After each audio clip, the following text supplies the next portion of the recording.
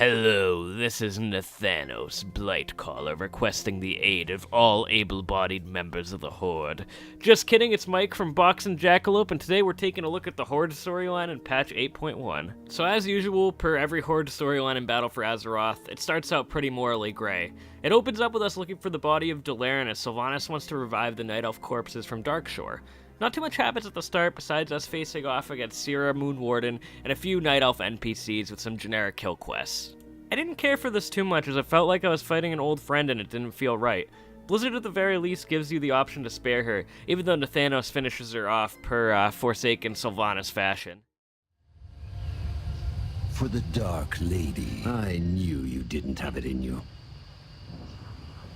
Tyrande and Malfurion show up, and they pretty much are just trying to stop us from reviving the two Night Elves, and they ultimately do fail. And during the battle, the two Night Elves state they felt betrayed and abandoned by Tyrande and Malfurion, which makes sense as they kinda did just abandon them in Darkshore. But a question a lot of people have is, why are they so down with serving the Forsaken as soon as they're revived?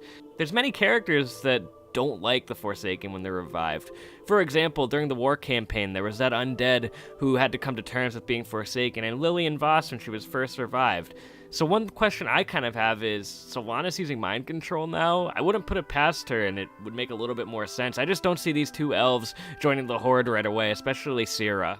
Another thing that does happen that's pretty interesting is Sylvanas loses one of her free resurrections. I think this is good for the plot because as of right now, she has a lot of plot armor. So even if she dies, she's just going to come back, essentially.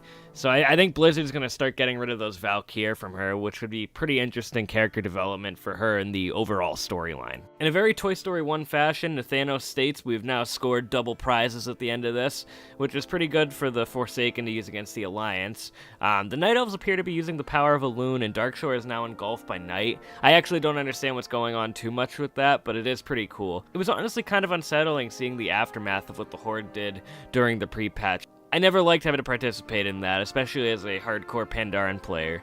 My views more align with Saurfang and like Chen Stormstout, so it feels kind of weird to be participating in something like that. So one final thought I had about this whole quest line was, who the hell is Elune still? I know she's a moon goddess that the Night Elves worship, but she's such an interesting character, and I want to know if she falls into the category of like Old God, Void Lord, Naru, or even an own like Night God category or something. That'd be so badass. Battle for Azeroth is shaping up to have one of my favorite storylines of any expansion so far, and I'm very curious to see where Blizzard goes with it, and I hope they keep these character interactions in the game. The battle with Tyrande and Malfurion was great, and I hope Blizzard creates more conflicts like this.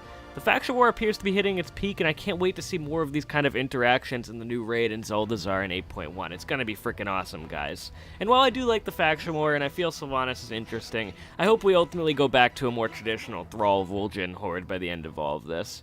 So when the Warfront is available on live, I'll look forward to facing off against Tyrande again, and I'll see you guys on the battlefield. Hello everybody, this is Nathanos, Blightcaller. Thank you for serving your war chief and serving the Horde by watching this video, and we'll see you on a future episode of Box and Jacquilope for the Horde.